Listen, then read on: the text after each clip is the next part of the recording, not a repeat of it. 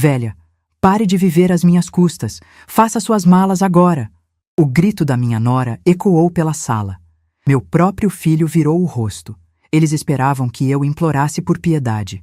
Em vez disso, limpei a boca calmamente com o guardanapo e abri um leve sorriso. Alcancei minha bolsa, peguei meu celular e mostrei um documento. Quando minha nora leu o nome de quem estava no documento, a cor sumiu do seu rosto. 3 dias depois, o pesadelo dela começou. O guardanapo de linho branco ainda estava dobrado no meu colo quando ela gritou. Não foi um grito de quem perdeu o controle. Foi um grito ensaiado, daqueles que parecem explosão, mas são, na verdade, encenação. 29 anos negociando imóvel me ensinaram a diferença. Conheço performance. Conheço o rosto de quem calcula o volume da própria voz para atingir o efeito desejado num ambiente específico. A Renata Frois. Assunção tinha esse rosto naquele domingo ao meio-dia, de pé no centro da sala de jantar, com a travessa de cerâmica ainda na mão, os cabelos arrumados para a câmera que ela usaria mais tarde naquela tarde para publicar algum conteúdo sobre domingo em família ou rotina de cuidado com o lar. Velha, pare de viver às minhas custas. Faça suas malas agora. Às minhas custas. Repetia a expressão mentalmente, enquanto a travessa pousava sobre a mesa com aquele som seco que ela usou como pontuação dramática da frase. Observei o Márcio, o meu filho de 38 anos, olhar para o próprio prato com a determinação específica de quem decidiu que o arroz era, naquele momento, o objeto mais fascinante da sala.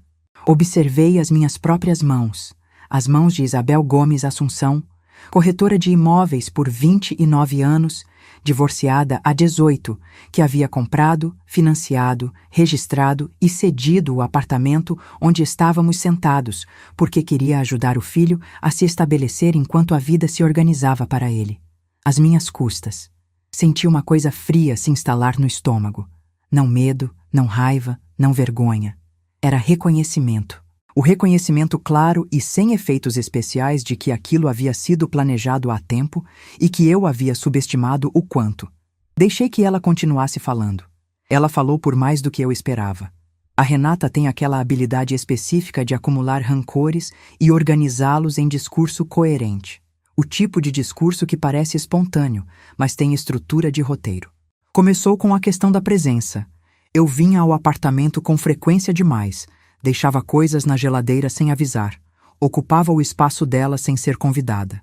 Passou para a questão da interferência. Eu opinava demais sobre a decoração, sobre a organização da cozinha, sobre pequenas escolhas cotidianas que não me diziam respeito. Chegou finalmente na questão central, aquela que era o núcleo real da construção toda, que eu havia se tornado dependente deles, que era pesado demais manter uma pessoa da minha situação circulando, que o apartamento era o lar deles e que eu precisava entender que havia um limite. O lar deles. Aquele apartamento de 3 quartos no bairro nobre de Florianópolis. O imóvel que eu mesma havia alocado há 6 anos, havia selecionado pessoalmente no sistema do cartório, havia negociado com o vendedor, havia escolhido o financiamento, havia acompanhado cada etapa da escritura. O imóvel que registrei em meu nome com a precisão de alguém que passou 3 décadas verificando matrículas e que sabe que nome em matrícula é o argumento mais conclusivo que existe numa disputa de propriedade. O imóvel que cedi ao meu filho e à mulher dele informalmente, sem contrato escrito, sem prazo, sem cobrança de aluguel, porque o amor de mãe é exatamente esse tipo de generosidade que as pessoas erradas tratam como fraqueza. O lar deles. Reformado com R$72 mil do Oswaldo e meus, entre materiais de construção, mobiliário, iluminação. Aquele piso de porcelanato italiano sob os meus pés tinha nota fiscal no nome do Oswaldo. Aquela luminária sobre a mesa onde o meu filho contemplava o arroz havia sido escolhida por mim numa loja de importados no centro da cidade, paga no meu cartão. A bancada da cozinha, o revestimento do banheiro social, as prateleiras embutidas do quarto de hóspedes que a Renata havia transformado em estúdio de gravação. Cada um desses elementos tinha papel, data, valor, assinatura. O lar deles. Ela estava terminando o discurso. Havia chegado ao capítulo das decisões difíceis. aquele tom de quem faz o favor de ser cruel e acha que a crueldade bem embalada é consideração. Disse que havia chegado a um momento em que precisavam priorizar a saúde da relação deles, que minha presença criava tensão, que seria melhor para todos nós se eu encontrasse um novo centro para a minha vida. O Márcio, durante tudo isso, não disse uma palavra. Não disse, mãe, me desculpe. Não disse, Renata, chega. Não disse nada. Olhou para o prato até o fim. Essa foi a parte que doeu de verdade. Não os gritos da Renata, não as palavras calculadas, não o desprezo embrulhado em discurso de saúde conjugal. Foi o silêncio do Márcio. O silêncio de um filho que eu havia criado sozinha a partir dos 13 anos dele, depois que o Haroldo foi embora com a própria sócio-gerente e levou algumas ilusões que eu precisei aprender a não precisar mais. O silêncio de um menino que eu levei à escola com o dinheiro das comissões de março, que paguei faculdade com o que sobrou das vendas de dezembro, que acompanhei quando passou por 3 projetos de trabalho que não deram certo antes do freelancer de design que deu. O silêncio de alguém que escolheu a paz doméstica, a paz que é, na verdade, a ausência de opinião própria. O recuo permanente diante de quem grita mais alto, no momento em que sua mãe estava sendo humilhada à mesa do almoço de domingo. Engoli a seco. Não de resignação.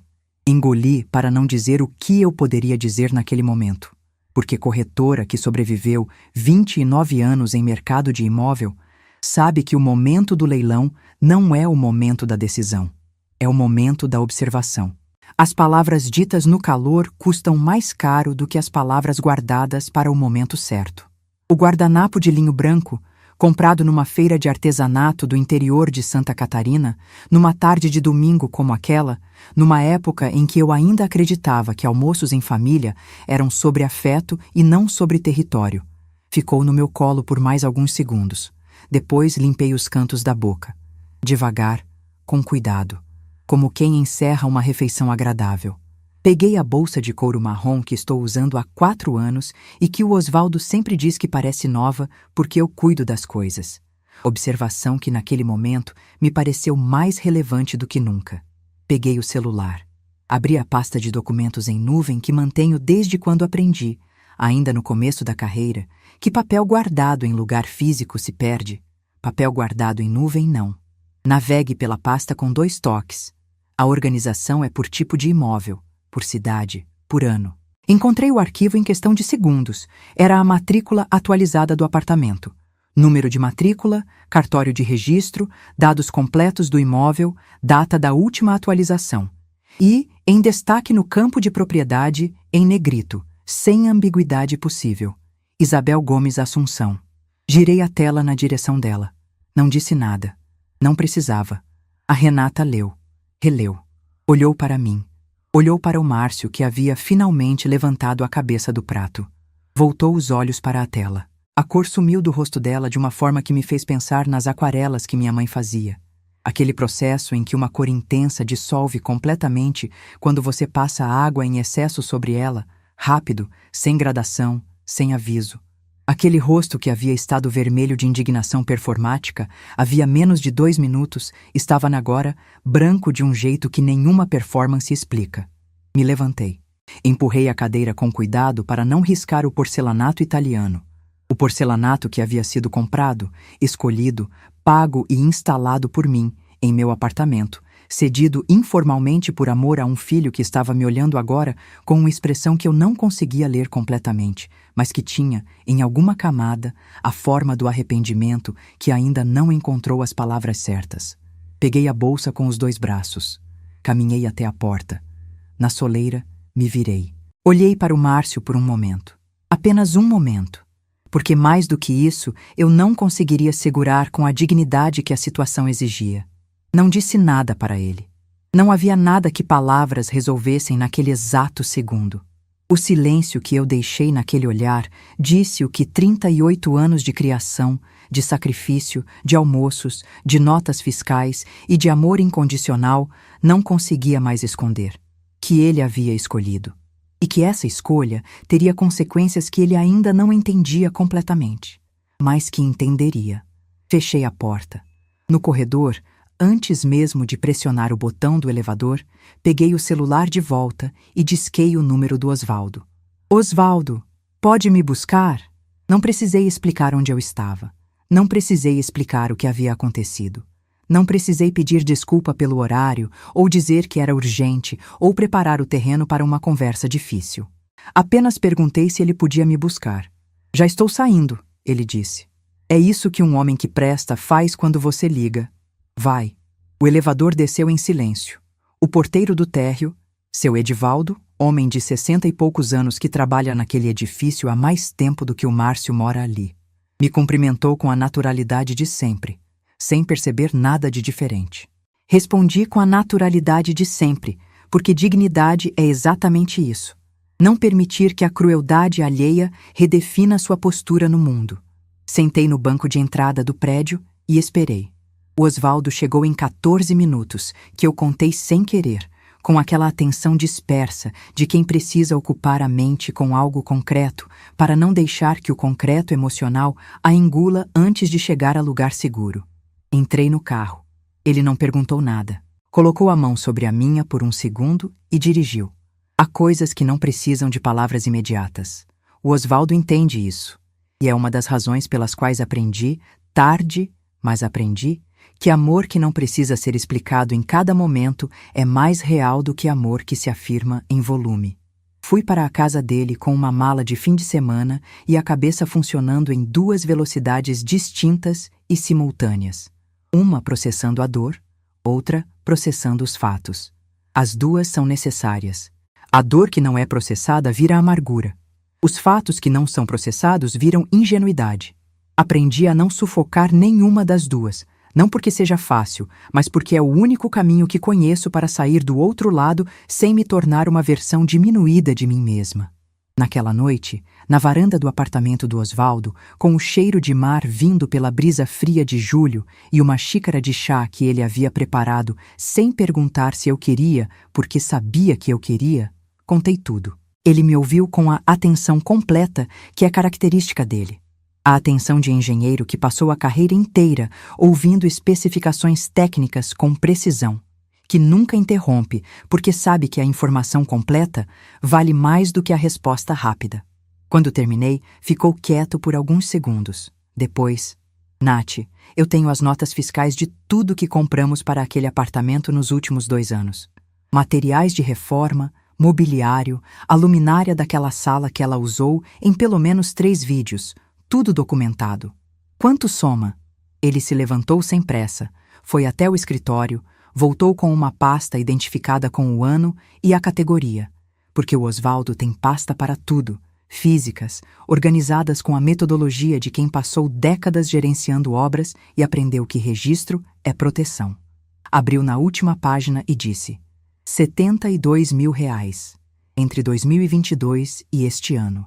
R$72 mil, em materiais, mobiliário e acabamento, num apartamento no meu nome, cedido por amor, tratado como propriedade alheia, filmado como cenário de negócio pessoal por uma mulher que havia monetizado cada metro quadrado daquele espaço sem entender, ou fingindo não entender, que o imóvel pertencia à mesma pessoa que ela havia acabado de gritar para fazer as malas.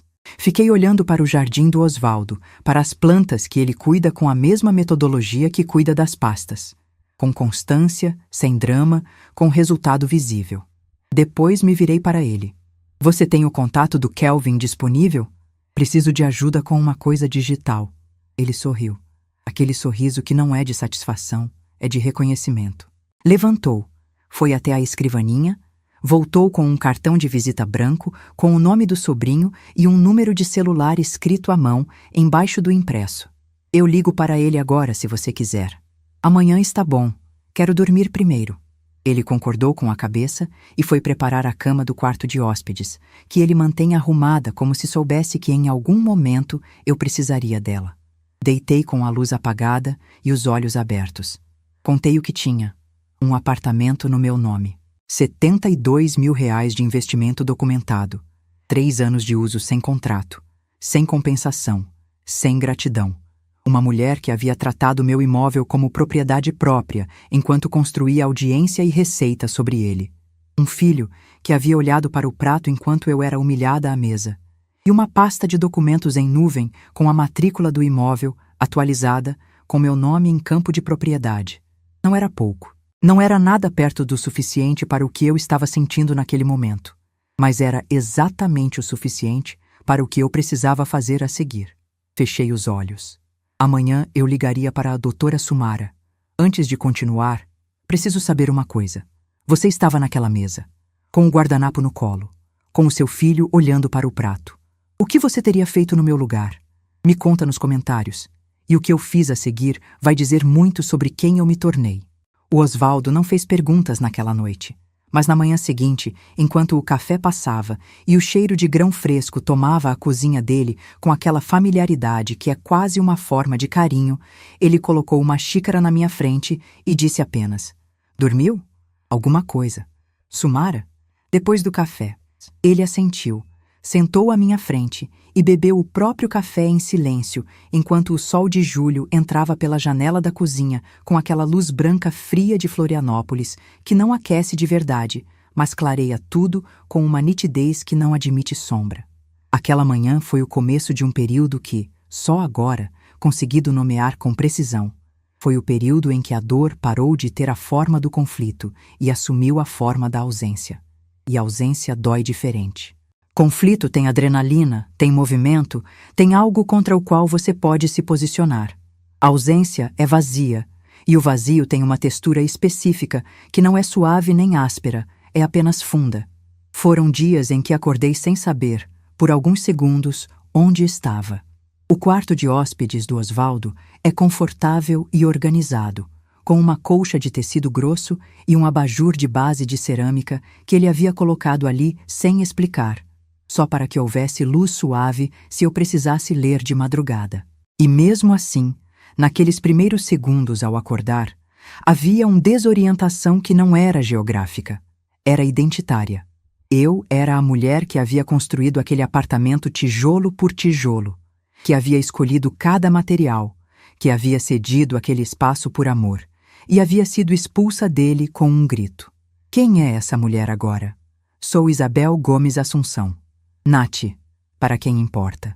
Repeti isso para mim mesma algumas vezes naqueles dias, não como afirmação motivacional, mas como âncora, porque quando a desorientação vem, você precisa de algo concreto para se segurar.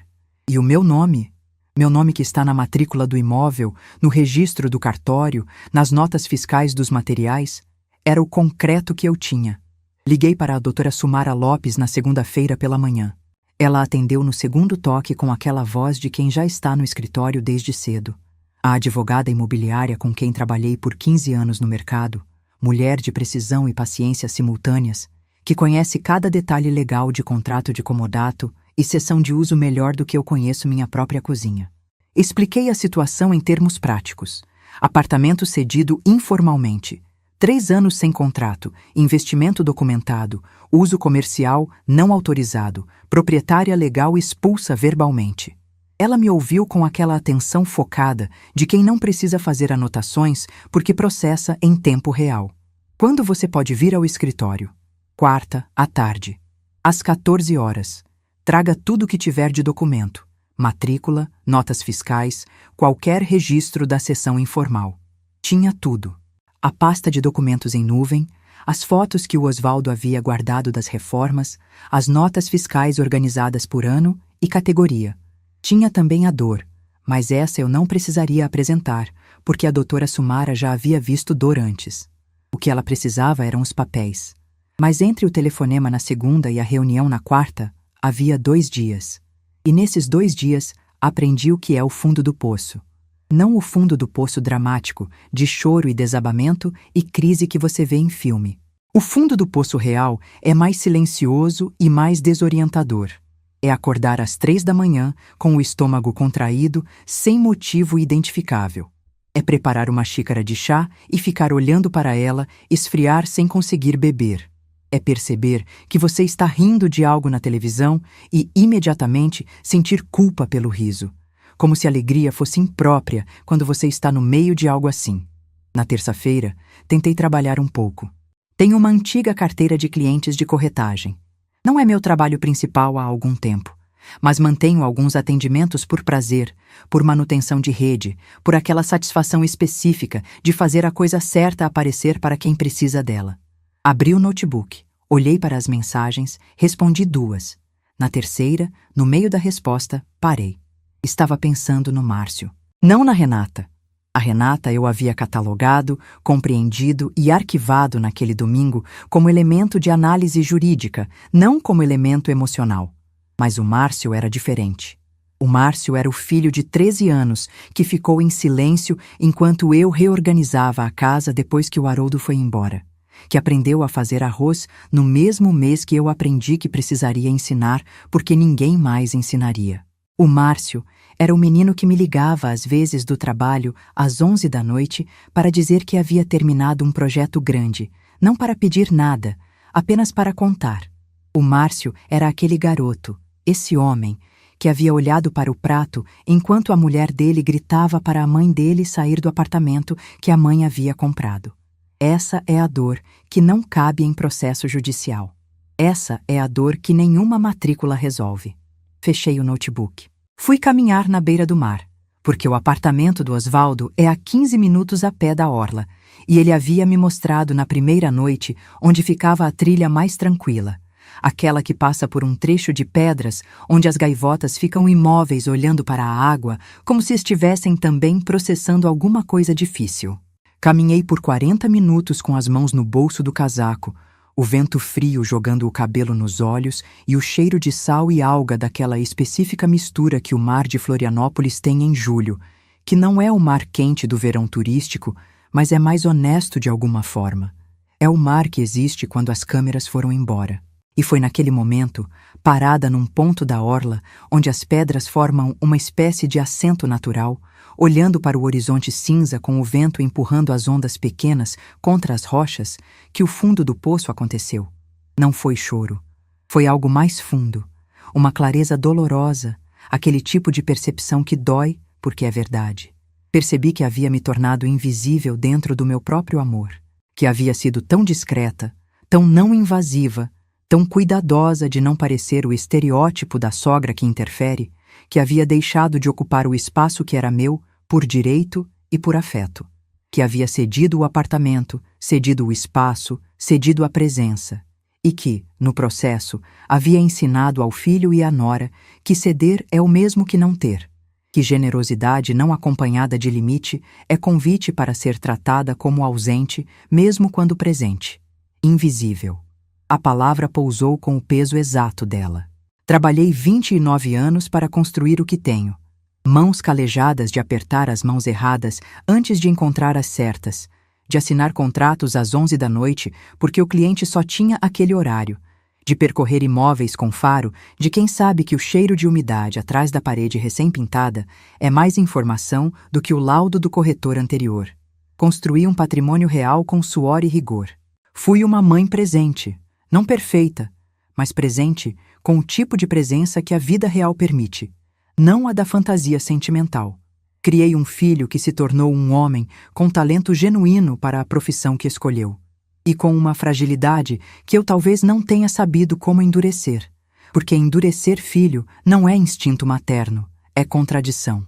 E no fim de tudo isso, num domingo ao meio-dia, fui tratada como se vivesse às custas de quem usou meu apartamento de graça por 3 anos. As pedras estavam frias sob os meus dedos quando me levantei. Mas me levantei. Porque essa é a diferença entre o fundo do poço e o fim da história. No fundo do poço, você ainda está em pé. Você pode estar exausta, desorientada, com o coração pesando mais do que deveria, mas está em pé. E se está em pé, a direção ainda existe. Na quarta-feira de manhã, antes de ir ao escritório da doutora Sumara, acordei mais cedo e fiz o que faço quando preciso me recolocar. Arrumei a mala. Não porque fosse a algum lugar, mas porque há algo no ato de organizar os próprios pertences, de dobrar as roupas com cuidado, de colocar cada coisa no lugar certo dentro de um espaço pequeno e delimitado, que é ao mesmo tempo metáfora e medicina. Arrumei a mala. Tomei banho demorado.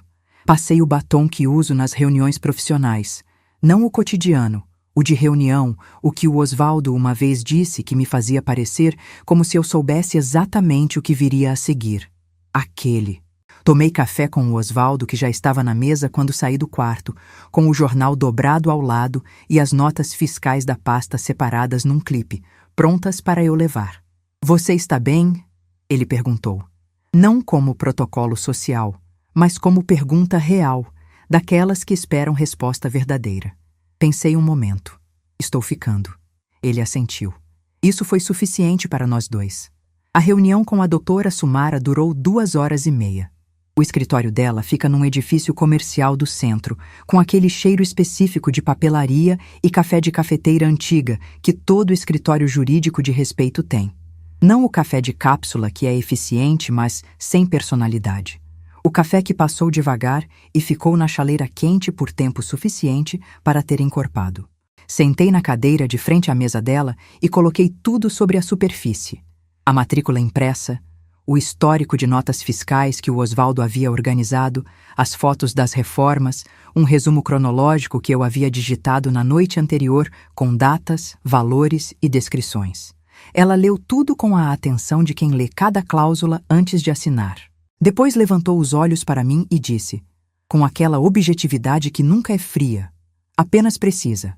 Isabel, você tem propriedade formal, investimento documentado e ausência de qualquer instrumento que transfira direito real a quem quer que seja.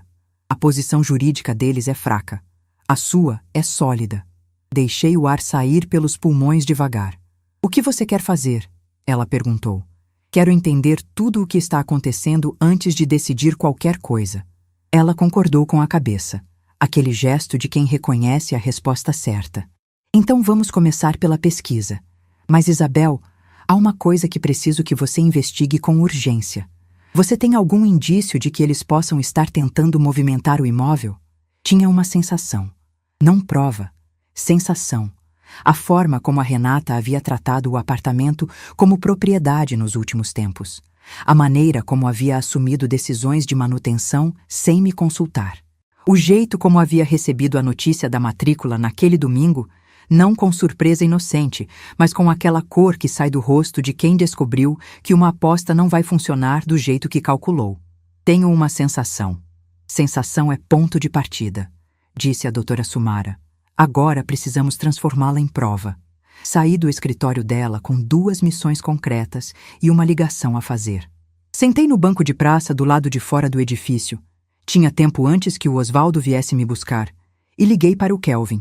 O Kelvin tem 26 anos, trabalha com tecnologia de uma forma que não sei descrever com precisão técnica, mas que o Osvaldo resume como: o menino entende onde as coisas ficam guardadas quando as pessoas acham que esconderam. Sobrinho do Osvaldo, filho de uma irmã dele que mora em Joinville, rapaz de poucas palavras, mas perguntas cirúrgicas que revelam inteligência analítica de primeira qualidade. Kelvin, sou a Nath, namorada do seu tio. Tia Nath. Ele sempre me chama assim, com uma familiaridade afetiva que não é falsa. O que aconteceu? Preciso que você faça um levantamento de tudo que for público sobre uma pessoa específica. Presença digital, conteúdo publicado, parceiros comerciais. Você pode fazer isso? Pode me mandar o nome e os perfis que você tiver. Mandei naquele mesmo momento. Quanto tempo você precisa? 2 dias para o que for público. Mais um se precisar ir mais fundo nos arquivos. 2 dias está bom. Guardei o celular. O sol havia saído por alguns minutos enquanto eu falava. Aquele sol de inverno florianopolitano que aparece entre as nuvens, com a brevidade específica de quem sabe que não vai durar, e por isso brilha com mais intensidade. Fechei o casaco, cruzei os braços sobre o peito e fiquei olhando para o movimento do centro por alguns minutos. Havia tristeza ainda. Não ia fingir que não havia, mas a tristeza havia mudado de textura. Não era mais o vazio fundo da orla de ontem. Era algo mais sólido, mais direcionado, mais parecido com combustível do que com peso, porque havia entendido uma coisa fundamental naquelas 2 horas e meia com a doutora Sumara. A Renata havia cometido um erro grave. Não o erro de me humilhar. Humilhação é cruel, mas não é juridicamente relevante. O erro grave era outro. Havia tratado o meu imóvel como propriedade durante tempo suficiente para criar rastro. Havia usado aquele apartamento para geração de receita de forma documentável e havia, em algum momento que eu ainda precisava confirmar, tomado medidas para tentar transformar posse informal em direito formal, usando um documento que o meu filho havia assinado sem entender o que estava assinando. Esse é o tipo de erro que corretora de imóveis com 29 anos de mercado sabe exatamente o que significa. Significa que a posição dela não era de quem ganhou. Era de quem apostou alto demais numa mão fraca. E eu, que havia estado na varanda olhando para o mar e sentindo o peso da invisibilidade, estava prestes a mostrar a ela o que acontece quando você subestima a pessoa errada. Foi nesse momento, sentada naquele banco de praça, com o sol de julho entrando pela janela da tarde, com o notebook fechado sobre os joelhos e o celular com a conversa do Kelvin ainda na tela, que senti a tristeza se transformar. Não desapareceu. Tristeza real não desaparece em 2 dias. Quem diz que sim está mentindo ou não sentiu de verdade. Mas ela se reorganizou. Assumiu uma posição diferente dentro de mim. Passou de frente para fundo, da linha de visão para a periferia. E no espaço que ela deixou na frente, entrou outra coisa: clareza. A clareza fria e precisa de quem olha para um contrato mal redigido e sabe exatamente onde estão as cláusulas que vão mudar o resultado. Naquele momento, em algum lugar naquela cidade, a Renata Frois. Assunção não sabia que eu havia saído do fundo do poço. Ela ainda achava que eu estava lá embaixo. Esse foi o primeiro erro dela naquela semana. Não seria o último. 3 dias depois, às 7 da manhã de uma quinta-feira, o celular vibrou na mesinha do quarto de hóspedes. Era uma mensagem do Kelvin. Tia Nath, tenho o dossiê. Posso mandar agora ou prefere ver pessoalmente? Me sentei na cama. Olhei para a mensagem por um segundo. Manda agora. O arquivo que chegou tinha 43 páginas. E enquanto eu rolava pela primeira delas, lendo os números e as datas e as capturas de tela que o Kelvin havia organizado com a precisão de um analista, a tristeza recuou completamente para dar lugar a algo que não era raiva, era reconhecimento. O reconhecimento de alguém que olha para um contrato com cláusula escondida e diz, em silêncio, com a voz interior que 29 anos de mercado formaram: ah, então era assim. O dossiê tinha 43 páginas, mas as primeiras 5 foram suficientes para que eu entendesse a dimensão do que estava diante de mim. Levantei da cama, fui até a janela, olhei para o jardim do Osvaldo com a luz da manhã de julho entrando fria pelo vidro, e li o que o Kelvin havia montado com a metodologia silenciosa e devastadora de quem sabe onde as informações ficam quando as pessoas acham que estão escondidas. 37 vídeos publicados pelo canal da Renata ao longo de 2 anos. 37 vídeos nos quais o meu apartamento, o apartamento que eu havia comprado, registrado, reformado e cedido informalmente ao meu filho, era o cenário principal.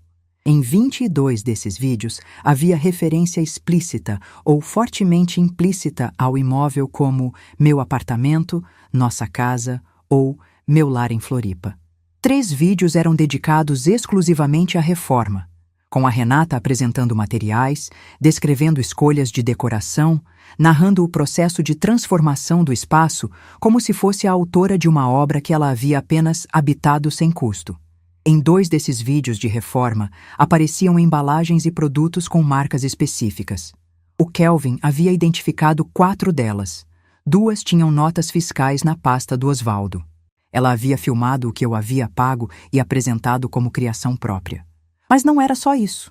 Em pelo menos 4 contratos de publi com marcas do setor de decoração, contratos cujos termos o Kelvin havia localizado a partir de menções públicas, em comentários e em posts de outras criadores do mesmo segmento que citavam valores de referência. A Renata havia se apresentado, na qualidade de criadora contratada, como proprietária do imóvel utilizado como cenário. Isso não era apenas uso não autorizado de bem alheio para fins pessoais. Era a utilização de propriedade alheia como ativo comercial para viabilização de contratos com terceiros. Era, em termos que a doutora Sumara usaria com precisão técnica, enriquecimento sem causa às expensas da proprietária legal. Números. O Kelvin havia estimado, a partir de dados públicos de monetização e das marcas identificadas, que o canal havia gerado receita direta de, no mínimo, R$ 86 mil ao longo dos 2 anos de uso do imóvel como cenário principal. R$ 86 mil gerados sobre um cenário que não era dela, com materiais que não havia pago, num imóvel do qual era apenas ocupante informal. Engoli a seco ao ler aquele número. Não de indignação imediata, de cálculo. Porque corretora de imóveis que passou décadas negociando sabe que número é argumento. E esse número, somado aos 72 mil do Osvaldo em materiais e reformas, somado à valorização do imóvel pelo mercado aquecido de Florianópolis, somado ao uso comercial não autorizado, formava uma equação que a posição jurídica da Renata simplesmente não conseguia sustentar. Mas a última seção do dossiê foi onde o Kelvin havia guardado o mais importante. Num grupo fechado de compradores e investidores imobiliários numa rede social, grupo fechado, mas cujos membros tinham perfis públicos, havia uma postagem feita havia 3 semanas por um corretor local. A postagem descrevia um apartamento de alto padrão em localização privilegiada de Florianópolis, disponível para venda direta, sem intermediários, com excelente histórico de valorização recente e reformas executadas. As características: metragem, número de quartos, localização, padrão de acabamento, tipo de edificação, batiam ponto a ponto com o meu imóvel. O corretor que havia feito a postagem tinha, no perfil público, uma foto em evento de decoração. Ao lado dele, a Renata Frois Assunção, sorrindo para a câmera. A legenda da foto, publicada havia 5 meses pelo próprio perfil da Renata, dizia: "Com meu parceiro de confiança no setor." Fechei o arquivo. Fiquei de pé, imóvel, olhando para o jardim por alguns minutos sem realmente ver as plantas. Ela estava tentando vender o meu apartamento. Não era intenção vaga.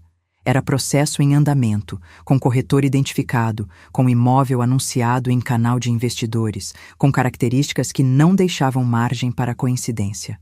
E para vender, ela precisaria de um instrumento legal, porque o imóvel estava no meu nome, e nome em matrícula é o argumento mais conclusivo que existe. A procuração. Fui até a sala, sentei à mesa da cozinha e liguei para a doutora Sumara antes das 8 da manhã. Ela atendeu na 3ª chamada, com a voz de quem já estava acordada há tempo. "Isabel, o que aconteceu?" Mandei o arquivo enquanto falava. Ela ficou em silêncio enquanto eu narrava. Quando terminei: "A postagem do corretor é de 3 semanas atrás?" "Sim." "Isabel, preciso que você faça uma consulta urgente à matrícula do imóvel, não a que você mostrou no domingo. Preciso de uma consulta feita agora, atualizada nas últimas 48 horas. Com os poderes que ela pode ter em mãos, uma escritura poderia ter sido lavrada em cartório a qualquer momento." Abri o sistema do cartório no celular com a mão levemente trêmula. Não de medo, de adrenalina. A matrícula carregou. Li o campo de registro. Nenhuma averbação nova. Nenhum ônus registrado. Nenhuma transferência protocolada. "Está limpa, por enquanto." "Por enquanto é a expressão exata", disse a doutora Sumara. "Porque para assinar escritura de venda, eles precisariam de procuração com poderes específicos de alienação. E esse é o tipo de documento que o Márcio pode ter assinado sem entender completamente o que estava autorizando." A conversa com o Márcio havia que acontecer naquele mesmo dia. Não com raiva, com estratégia. Porque raiva fecha a porta e eu precisava de informação. Liguei para ele às 10h30 da manhã, no horário em que sabia que a Renata estaria gravando. Ela publicava às terças e quintas, e as gravações eram feitas na manhã anterior, rotina que ela havia mencionado casualmente em mais de um vídeo. Ele atendeu com a voz que eu conhecia há décadas, mas que havia ficado diferente nos últimos meses. Mais contida, mais mediatizada, como quem aprendeu a medir cada palavra antes de deixá-la sair. "Márcio, mãe, preciso te perguntar uma coisa e preciso que você me responda com honestidade. Você assinou algum documento nos últimos meses relacionado ao apartamento?" Silêncio. "Márcio." "Foi uma procuração", ele disse.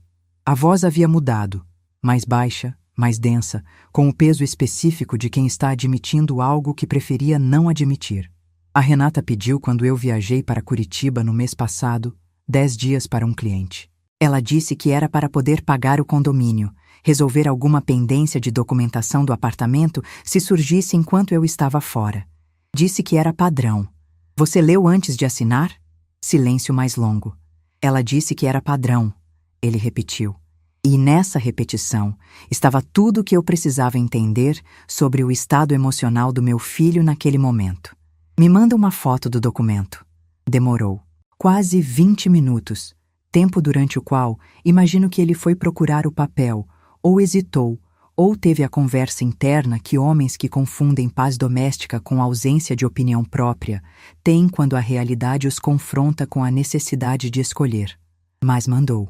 A foto era nítida o suficiente para que eu lesse o conteúdo com clareza. Mandei imediatamente para a doutora Sumara.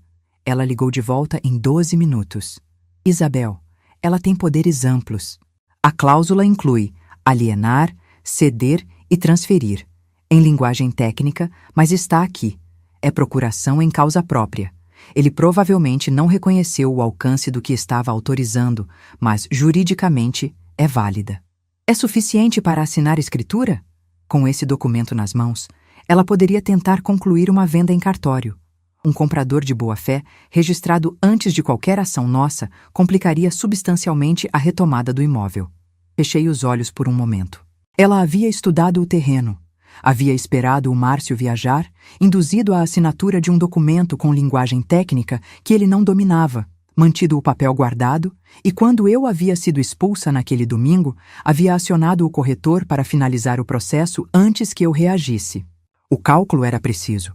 A proprietária é uma mulher de 64 anos, emocional, perturbada pela humilhação, que vai precisar de tempo para se reorganizar. Tempo suficiente para que uma escritura seja lavrada e um comprador registrado na matrícula antes de qualquer ação judicial. Ela havia calculado, mas havia calculado errado. Havia calculado que eu era a sogra emocional.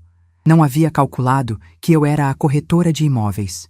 Disse para a Otortio: Sumara, quero montar a estratégia completa. Quando você tem tempo? Hoje à tarde, se você puder. Posso. Naquela tarde, no escritório da doutora Sumara, com o cheiro de café encorpado e a luz do fim de tarde entrando pela janela de vidro fosco, montamos a estratégia em 3 camadas. A primeira camada era a mais urgente, a notificação extrajudicial de retomada do imóvel, protocolada em cartório, entregue por oficial.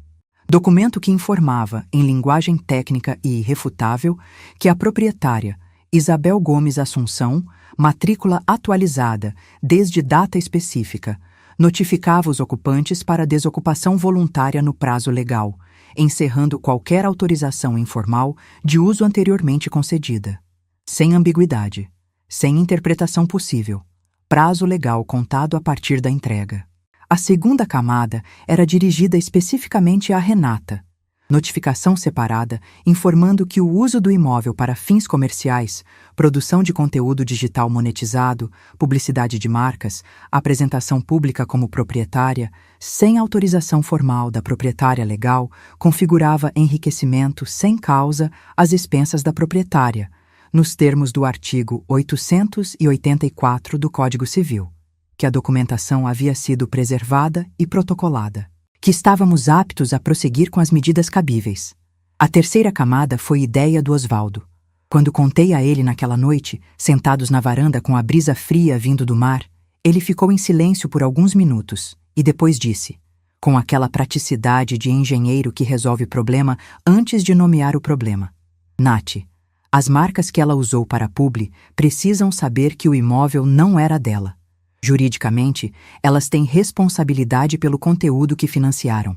Departamento Jurídico Corporativo age rápido quando o risco é colocado nesses termos. Levei para a doutora Sumara no dia seguinte.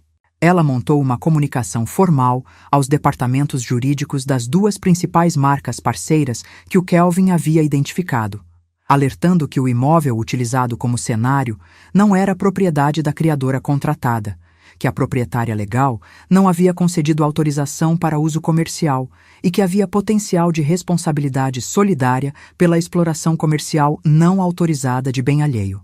As marcas responderam em 48 horas, suspendendo as parcerias. E a dona Perpétua cuidou do resto.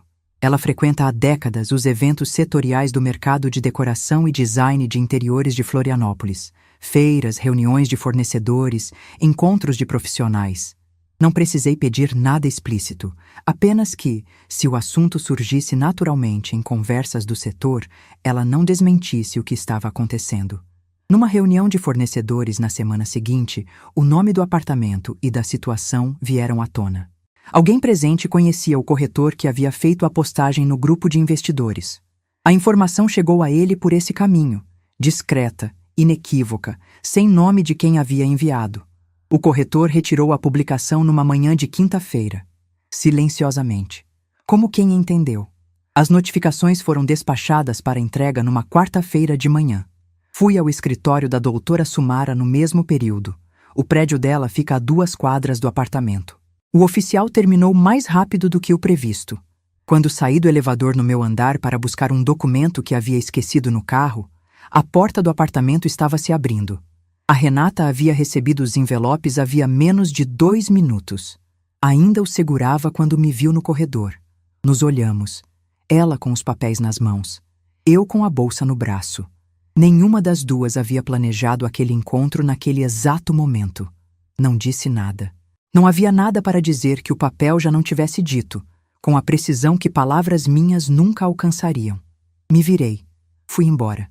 No elevador, o Osvaldo, que havia esperado no andar de baixo, me perguntou como eu estava. Pensei por um momento real. Estou inteira. Era a resposta mais precisa que eu tinha. E era verdade. A desocupação levou 41 dias. Não os 30 do prazo legal. Eles solicitaram extensão por meio de uma mensagem enviada pelo advogado que a Renata havia contratado com urgência depois de receber as notificações, um profissional jovem cuja linguagem revelava mais ansiedade do que experiência. A doutora Sumara negociou mais 11 dias mediante compromisso formal de saída sem danos ao imóvel, incluído em termo assinado por ambas as partes. Aceitei. Porque prazo razoável é mais eficiente do que despejo litigioso, e porque aprendi em 29 anos de mercado que negociação boa é a que resolve sem arrastar, especialmente quando você tem a posição mais forte. Mas antes de narrar a saída deles, preciso contar o que aconteceu nos dias entre as notificações e a desocupação, porque esses dias foram o verdadeiro confronto, não físico, não gritado, mas real. O tipo de confronto que acontece quando as consequências começam a chegar. 2 dias depois das notificações, o canal da Renata publicou um vídeo. Ela não mencionou meu nome, não mencionou o apartamento diretamente, mas o vídeo era claramente uma resposta. Falava sobre situações difíceis que surgem quando você menos espera, sobre pessoas que tentam te derrubar quando você está construindo algo, sobre manter a cabeça no lugar e continuar. O tom era de vítima resiliente. Os comentários eram de seguidores indignados em defesa dela, sem saber os fatos. O Kelvin me enviou o link com uma nota curta. Não recomendo responder publicamente. A documentação que temos fala mais alto. Concordei. Não respondi. Não comentei. Não mencionei. A tentação de esclarecer é humana, mas clareza pública no momento errado entrega vantagem para quem não merece receber. Enquanto isso, as 2 marcas que haviam suspendido as parcerias enviaram notificações próprias à Renata, solicitando devolução parcial dos valores pagos pelos conteúdos produzidos no imóvel não autorizado. Uma delas emitiu uma nota interna, que vazou como notas internas sempre vazam, descrevendo inconsistências nas informações de infraestrutura declaradas pela criadora. O Kelvin me enviou a nota. Li uma vez, arquivei e não toquei mais. Naqueles 41 dias, o Márcio tentou me ligar 4 vezes. Atendi uma vez. Não pela segunda chamada, pela quarta, quando entendi que ele não estava ligando por instruções da Renata, mas por algo que estava processando sozinho. Atendi, ouvi, disse pouco. Não era o momento para aquela conversa. Havia coisas que precisavam se assentar antes que palavras entre nós pudessem ter o peso que deveriam ter. No 41º dia, às 10 da manhã, recebi uma mensagem do porteiro Edivaldo. Dona Isabel, eles saíram, deixaram as chaves na portaria. Fui ao apartamento naquela tarde com o Osvaldo e a doutora Sumara. A doutora Sumara havia insistido na presença dela para o registro formal do estado do imóvel na devolução.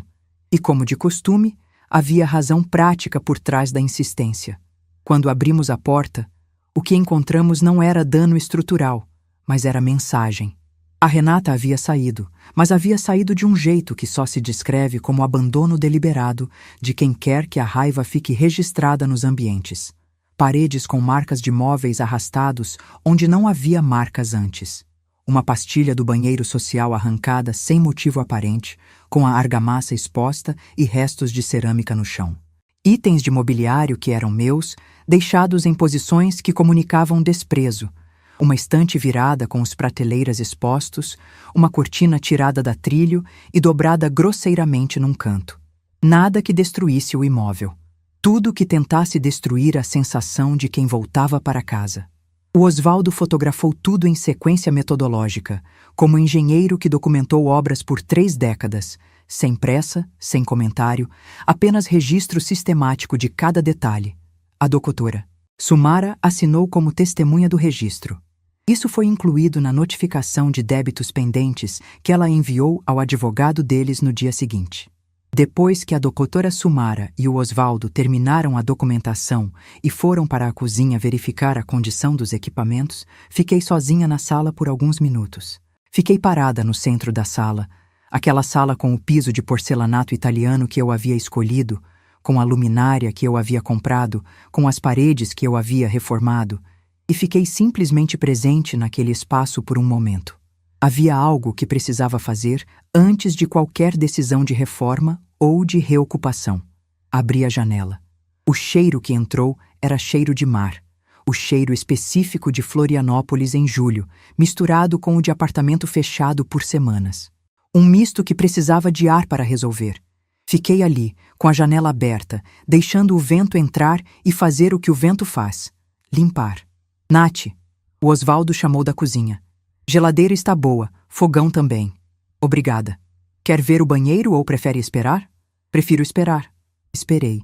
Deixei o apartamento respirar por alguns minutos enquanto eles terminavam o inventário. Depois fechamos a porta, descemos e fui para o apartamento do Osvaldo com as chaves do meu próprio imóvel na bolsa. Pela primeira vez em 6 anos, as chaves que eu havia dado ao Márcio no dia em que ele e a Renata se mudaram. Naquela noite, tomamos um vinho simples que ele havia guardado para uma ocasião sem nome específico. Sentamos na varanda. O mar entre os prédios estava visível naquele ângulo que só funciona se você souber exatamente onde olhar. Parabéns, ele disse. É meu, lhe respondi. Sempre foi. Sim, concordou ele, mas agora você também sabe que é. Essa distinção entre o que é de direito e o que é de fato sentido como seu é a diferença que ninguém te ensina, mas que a vida eventualmente cobra de volta. Nos dias seguintes, a doutora Sumara conduziu o encerramento formal das questões jurídicas. O acordo de devolução do imóvel foi formalizado sem litígio judicial aberto, o que, na linguagem prática, significa que a Renata assinou o reconhecimento de desocupação voluntária e de encerramento da sessão informal em troca de não ser acionada pela totalidade dos valores que poderiam ser calculados como enriquecimento sem causa. Os 86 mil estimados pelo Kelvin, mais os 72 mil do Osvaldo, mais a correção do período de uso. Foi a decisão prática. Acordo que resolve é mais eficiente do que processo que arrasta. Mas os termos foram suficientes para que ficasse claro, em documento assinado, quem era a proprietária e o que havia acontecido. O advogado jovem da Renata aceitou os termos sem contraproposta no segundo envio. Isso me disse tudo sobre a posição real dela. Não a posição performática dos vídeos, mas a posição jurídica real, avaliada por alguém treinado para avaliar. Houve uma última cena naquela história. Não presenciei. Soube por intermédio de um contato do setor que conhece a Dona Perpétua, que conhece quem estava presente. Numa reunião setorial de design de interiores, 3 semanas após a saída deles, alguém havia perguntado sobre o canal da Renata, sobre o hiato de conteúdo, sobre o reposicionamento. Uma profissional presente, alguém que havia sido parceira comercial dela, sem saber dos detalhes da situação, havia respondido, com a objetividade pragmática do setor. Parece que o imóvel que ela usava como cenário não era dela. As marcas se afastaram depois disso. Ninguém havia precisado gritar. Ninguém havia precisado vídeo, nem publicação, nem declaração pública. A realidade havia chegado onde precisava chegar pelo caminho que a realidade sempre encontra quando você documenta, espera o momento certo e deixa os fatos falarem com a voz que só eles têm. O apartamento ficou vazio por 3 semanas. Nessas 3 semanas, contratei uma equipe de reforma que a doutora Sumara e o Osvaldo ajudaram a selecionar. Profissionais de confiança, com os quais o Osvaldo havia trabalhado anteriormente e cuja qualidade ele podia atestar com a autoridade de engenheiro. A reforma foi precisa. Não reconstrução completa, mas restauração. Corrigi o que o tempo e o uso descuidado haviam comprometido. Mantive o que estava bom. Limpei o que carregava o registro do período anterior. A pastilha arrancada do banheiro foi substituída por um conjunto novo que o Osvaldo havia encontrado num fornecedor de Joinville, não idêntica à anterior, mas melhor, com uma textura que pega a luz de um jeito que eu não havia planejado, mas que o Osvaldo disse que combinava com o banheiro. Tinha razão. Para o corredor, aquele corredor comprido que os apartamentos de Florianópolis dos anos 2000 têm, que captura a luz da tarde de um jeito específico, o Osvaldo sugeriu um terracota claro. Disse que combinava com a luz da cidade naquele horário. Escolhi o tom com ele numa tarde de sábado, abrindo amostras no chão do corredor vazio e esperando que a luz das 4 da tarde entrasse pela janela do fundo para ver como cada cor se comportava. O terracota que escolhemos ficou exatamente como ele havia dito. Algumas pessoas têm olho para espaço. Tenho para imóvel. Ele tem para luz. A combinação funciona. Na noite em que o apartamento ficou pronto, fiz a primeira refeição lá. Simples, preparada por mim mesma naquela cozinha, com a bancada que eu havia escolhido 6 anos antes, com o fogão que havia sobrevivido ao período de uso descuidado com dignidade, com o cheiro de alho e azeite dourando que é para mim o cheiro mais básico de casa existente. O Osvaldo jantou comigo naquela noite. Não como inaugural, não como celebração formal, simplesmente porque era quarta-feira e às quartas ele já janta aqui. Sentamos depois na varanda. Trouxemos um vinho que não era simples nem era caro. Era o tipo certo para aquela noite específica, que é o que importa. O mar estava visível entre os prédios naquele ângulo exato. Bem-vinda de volta, ele disse. Obrigada por ter ficado. Ele não respondeu com palavras. Às vezes, a melhor resposta é ficar em silêncio e deixar que o momento tenha o peso que merece. Sobre a Renata, soube, por intermédio de uma pessoa do setor de decoração que frequenta os mesmos eventos que a Dona Perpétua, que ela havia tentado reposicionar o canal em outra cidade. Não Florianópolis, mas algum lugar que ela julgou oferecer novo começo. Os números do canal não se recuperaram. O algoritmo não perdoa a ausência prolongada, e os novos vídeos gravados em locação diferente não carregavam aquela qualidade específica que o apartamento havia dado. Não pela câmera ou pela iluminação, mas porque o que ela havia vendido era uma vida que não era dela. E sem aquele cenário específico, a ficção ficou exposta. As parcerias com as 2 marcas principais não foram retomadas. Uma terceira marca, que havia estado em tratativas com ela antes das notificações, não avançou com o contrato. O Kelvin me enviou uma última atualização 2 meses depois. O canal havia perdido mais de 30% dos inscritos ativos nos 60 dias anteriores. Não abri os links dos vídeos. Não sinto raiva. Sinto aquela indiferença morna que é, na verdade, a forma mais completa de encerramento. Quando a pessoa deixa de ocupar qualquer espaço emocional, nem de raiva, nem de mágoa, nem de satisfação com a queda. Simplesmente não ocupa mais espaço. Isso é liberdade real. Sobre o Márcio. Ele me ligou 1 mês depois da saída deles. Estava morando num apartamento alugado, num bairro mais afastado da cidade, com a voz diferente daquela que eu havia ouvido no domingo do almoço. Não a voz de homem que escolhe o prato sobre a mãe, Não a voz defensiva de quem sabe que errou, mas ainda não encontrou as palavras. Era uma voz mais baixa, mais honesta, mais parecida com a de quem passou semanas sozinho com os próprios pensamentos e chegou a algumas conclusões que não eram confortáveis. Mãe, eu errei. Fiquei em silêncio um momento. Errou? Não tem desculpa. Não tem. Posso te ver? Pensei de verdade. Não hesitei. Pensei que é diferente. Porque o Márcio merecia que eu pensasse de verdade antes de responder. Pode, mas precisa ser com honestidade. Sem explicação, sem narrativa de que não sabia. Se você vier, é para conversar como adulto que assumiu as consequências do que fez. Consegue? Pausa longa. Consigo tentar. Então me liga semana que vem e marcamos. Nos encontramos numa tarde de quarta num café do centro. Ele chegou antes de mim, o que me surpreendeu, porque pontualidade nunca foi característica dele. Estava com a aparência de quem dormiu mal por semanas, mas também de quem começou a acordar para algo. Conversamos por 2 horas. Ele falou. Eu ouvi. Às vezes falei também. Não foi reconciliação. Não foi perdão com o formato de apagamento.